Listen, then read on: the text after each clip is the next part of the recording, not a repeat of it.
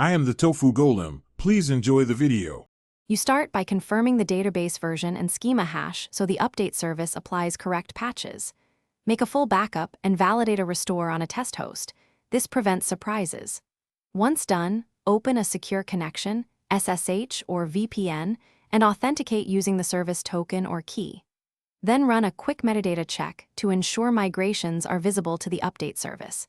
Make sure replication lag is 0 if in a cluster, and enable maintenance mode on dependent apps before proceeding. You now stage updates in a test environment and run the exact migrations the service will execute. This reveals migration errors early. Once confident, schedule the run and apply migrations in small transactional batches to reduce lock contention. Monitor CPU, I/O, replication, and lock metrics in real time.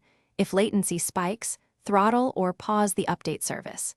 Use feature flags to toggle new behavior while validating data integrity. Index health and query plans so rollback points. You finish by running post-update verification queries and reconciling any schema diffs the update service reported.